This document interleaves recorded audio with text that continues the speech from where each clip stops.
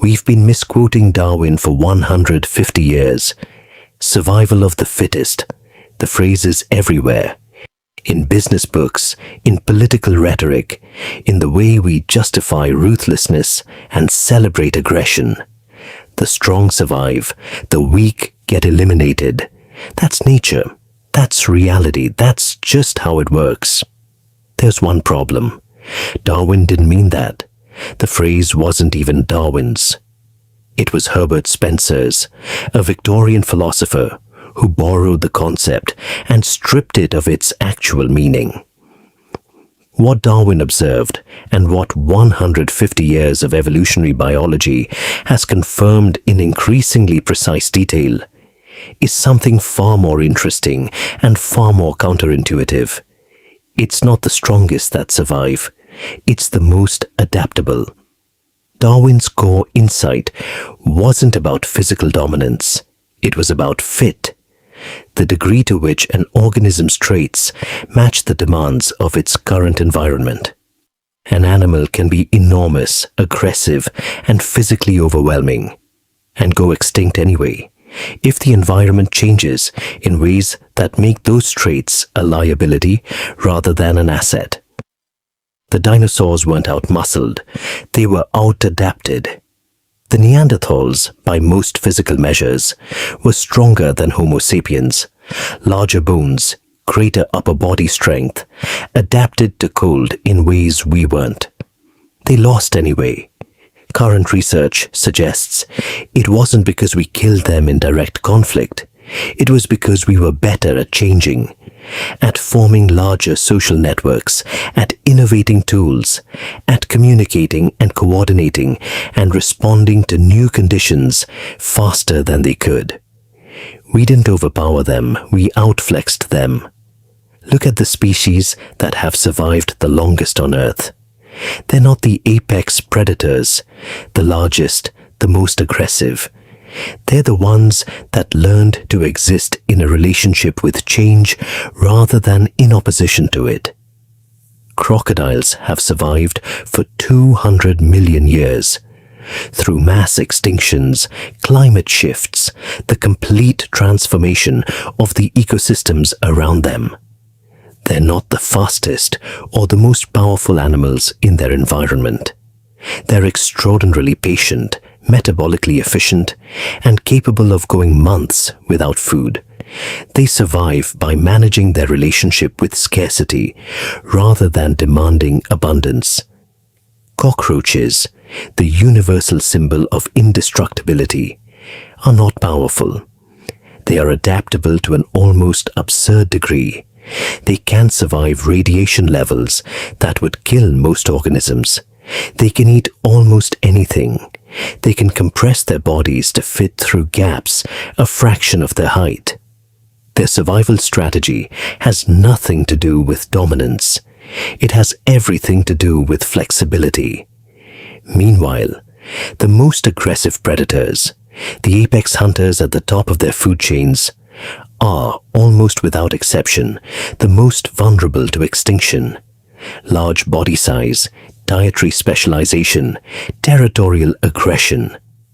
All of these traits are assets in a stable environment and liabilities in a changing one. The aggressive and the powerful are often the most brittle. The same pattern holds when you move from biology to history.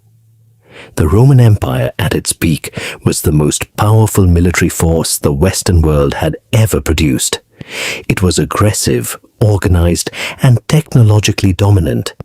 It collapsed anyway, not in one dramatic defeat, but through a long, grinding inability to adapt to changing economic conditions, political structures, population movements, and the gradual transformation of the world around it. The Byzantine Empire, Rome's eastern heir, survived for another 1,000 years after the Western Empire fell. It did so not through consistent military dominance. It was frequently outgunned, outmanned, and out-resourced by its enemies, but through extraordinary diplomatic flexibility, the willingness to reinvent its administrative and economic systems repeatedly, and a capacity to absorb defeats and reconstitute itself that its more rigidly powerful rivals lacked. The Mongol Empire conquered more territory in less time than any force in history. It was, by any measure, the most militarily dominant power of the 13th century. Within 2 generations, its successors had largely assimilated into the cultures they'd conquered, adopting Islam, Buddhism, Chinese administrative traditions, Persian literary culture. The ones who survived as ruling dynasties were the ones who stopped being Mongols in any meaningful cultural sense and became something new. They adapted or they disappeared. Kodak invented the digital camera. In 1975, a Kodak engineer named Steve Sasson built the first working digital camera prototype and presented it to company leadership. They shelved it. Not because they didn't understand it, but because they understood it too well, threatened their core business. They were the most powerful company in their industry, and they used that power to protect their existing position rather than adapt to what was coming. Nokia dominated global mobile phones at the turn of the millennium, with a market share that seemed impregnable. Their hardware was excellent, their brand was trusted, their manufacturing was efficient. They had every resource advantage in the industry. They could not adapt fast enough to what the smartphone represented. Not just a better phone, but a different category of device entirely. Their strength in one paradigm became a liability when the paradigm shifted. Blockbuster had the opportunity to buy Netflix for $50 million in 2000. They declined.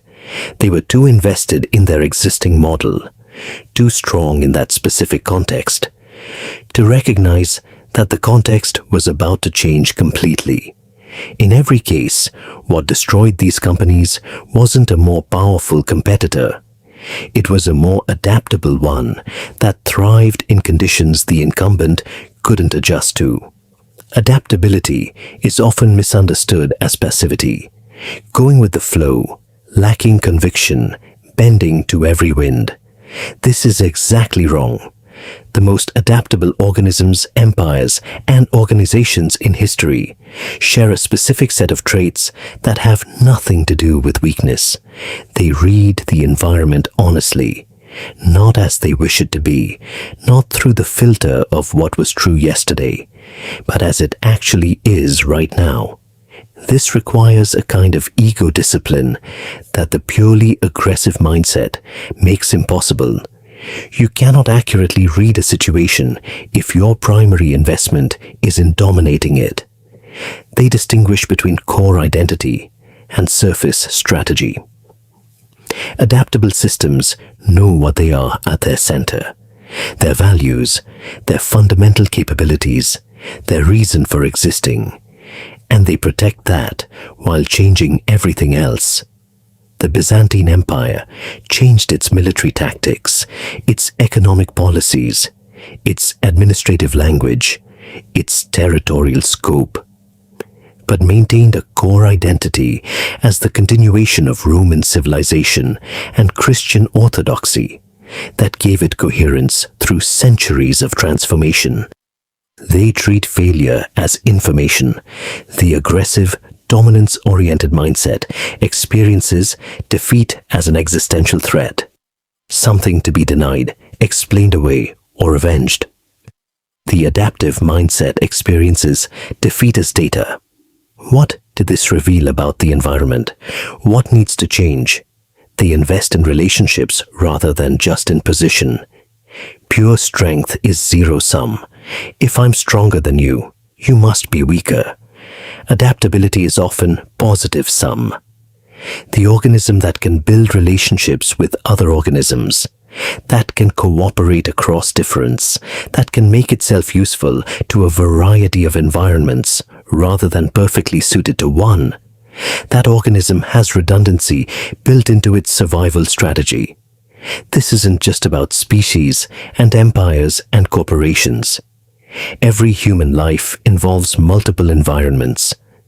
The job market at 25 looks nothing like the job market at 45. The relationship skills that work in your 20s may need to be completely rebuilt in your 40s. The identity that served you in one context, the athlete, the rebel, the high achiever, the caretaker, may become a cage rather than a foundation if you hold on to it too tightly when the context changes. The people who navigate life's transitions best are rarely the ones who were strongest in any single phase. They're the ones who are able to let go of what the previous phase required of them and become something different, without losing the thread of who they fundamentally are. This requires a particular kind of courage that doesn't get celebrated the way aggressive courage does. It's the courage to say, what worked before isn't working now, and I need to change. It's harder than fighting. It involves a kind of ego death that dominating opponents never does. You have to be willing to be a beginner again, to not know things, to be vulnerable in the specific way that transformation requires. But it's also the only strategy that works across the full length of a human life, because the environment will change. It always does. The question is never whether change is coming, it's whether you'll be able to meet it. The survival of the fittest myth is seductive because it tells a simple story. Be strong, be aggressive, dominate, win. It's a story with a clear protagonist and a clear method. It feels like control. The adaptive reality is more complex and, in some ways, more demanding. It asks you to hold two things simultaneously, a stable core and a flexible surface. Conviction about who you are and openness about what that might require you to become. The confidence to act and the humility to learn. Darwin's actual insight wasn't a celebration of power. It was an observation about relationship, the relationship between an organism and its environment, and what happens when that relationship is maintained with honesty and flexibility rather than rigidity and force. The strongest grip isn't always the one that holds on.